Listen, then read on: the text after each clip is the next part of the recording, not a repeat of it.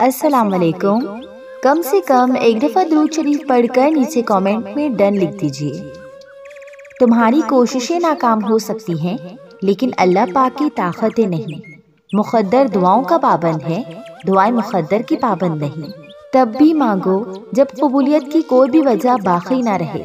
सिर्फ अल्लाह पाक ही तो है, सिर्फ अल्लाह पाक ही तो है जो दुखी दिल की खामोश सदाएं सुनता है। तो फिर तवक्कुल के साथ उसके सामने झोली फैलाए रखो, क्योंकि यकीन वालों के लिए यकीन के मौजज़े होते हैं। तुम्हें बनाने वाला कैसे तुम्हारी ज़रूरत से बेखबर हो सकता है? तुम्हारी कहानी का मुसन्निफ अल्लाह पाक है, और उससे बेहतरीन मुसन्निफ और कौन हो सकता है? और याद रखो कि ईमान वाले सबसे ज़्यादा आजमाए जाते हैं। इस आजमाइश के बाद तुम उन दुआओं का कबूल होना भी देखोगे जिन्हें तुम भुला चुके हो। कभी कभार ऐसा लगता है कि जैसे जिंदगी बहुत नाइंसाफी कर रही है हमारे साथ, और कभी कभार ऐसा भी होता है कि अल्लाह पे यकीन रखने के बाद भी हम बेसुकून हो जाते हैं। इसकी वजह बस यही है कि हम हकीकत को तस्लीम नहीं कर पाते, और जब तक इंसान हकीकत को तस्लीम नहीं करता तब तक बेसुकून रहता है। और अगर बेसुकून रहता है तो इसका मतलब यही है कि उसको अल्लाह पे उतना यकीन नहीं जितना होना चाहिए। रोना बुरी बात नहीं है, चाहे मर्द हो या औरत। थक जाना बुरी बात नहीं, चाहे मर्द हो या औरत। गिर जाना बुरी बात नहीं है, चाहे मर्द हो या औरत। लेकिन हाँ, मायूस हो जाना बहुत बुरी बात है। सियाने कहते हैं कि मायूस इंसान गुमराह होता है, और फिर हर जगह मायूसी फैलाता है, और मायूसी कुफ्र है। मौजज़े इंसानों के लिए ही होते हैं, और मौजज़े हमारे लिए ही बनाए गए हैं। फरिश्तों को तो मौजज़ों की ज़रूरत नहीं ना, हमें ज़रूरत है। और अल्लाह को पता है कि कौन सी चीज़ किसको कब देनी है।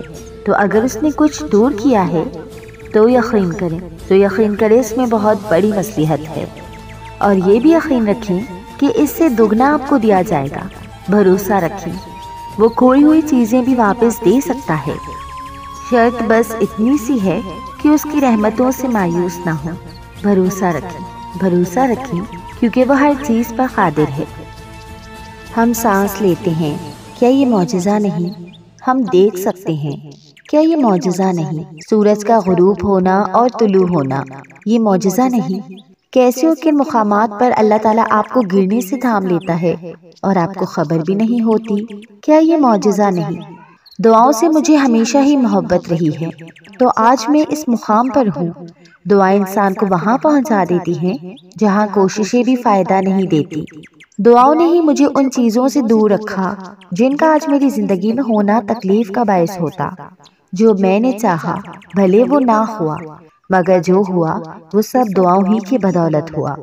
अगर हम ये कहते हैं कि दुआएं कबूल नहीं होती, तो ये दुआओं की तौहीन है। ये दुआएं ही तो हैं जो हम दोनों पाँव पर खड़े होकर दुनिया को देख सकते हैं। आप यकीन रखें कि दुआएं नसीब से भी लड़ जाती हैं, ये दुनिया से टकरा जाती हैं, और वो सब आपको दे जाती हैं जिसका आपने कभी गुमान भी नहीं किया होता। मैं सोचती हूँ कि मायूसी कुफ्र क्यों है? जब तक जिंदा है, अच्छे बुरे दिन तो आते हैं इंसान की जिंदगी में।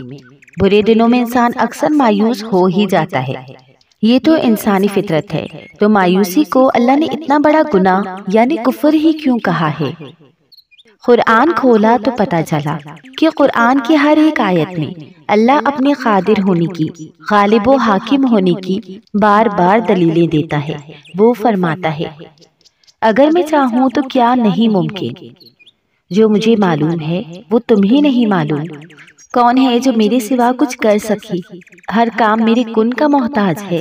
इतनी बड़ी दलील के बाद भी अगर बंदा मायूस होकर बैठ जाए तो फिर उसकी कही हुई हर बात को ना मानने की ही बात हुई।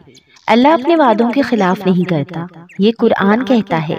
तो फिर हम अल्लाह की हुई किसी बात को ना मानकर कुफ्र ही तो करते हैं ना।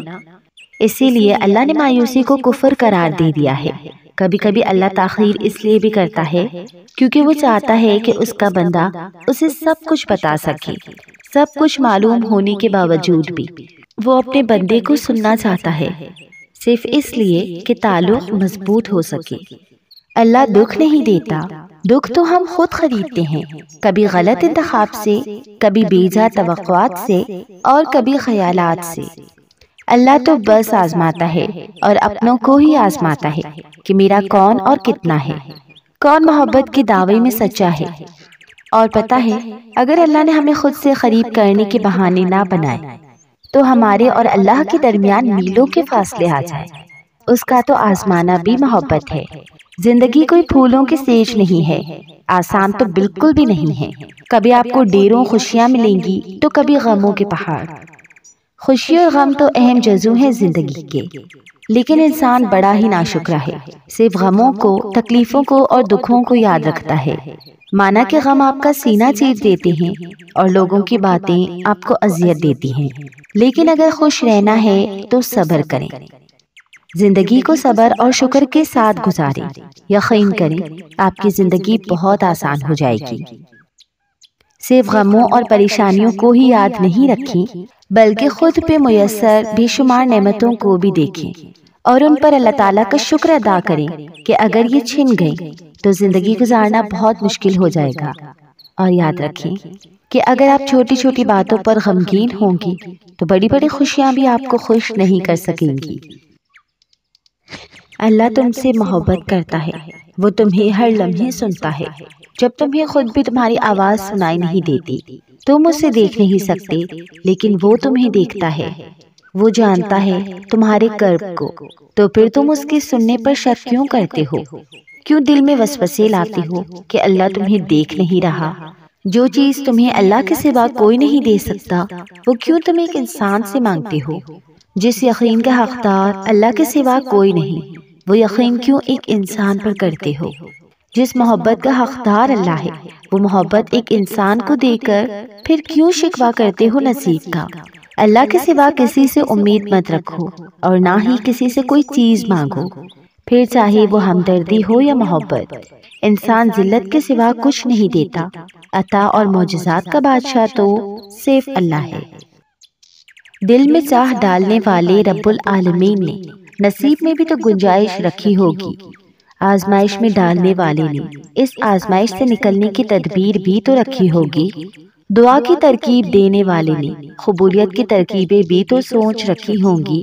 وہ دیری اس لیے کر رہا ہے تاکہ تم لاڈ کرو اس سے۔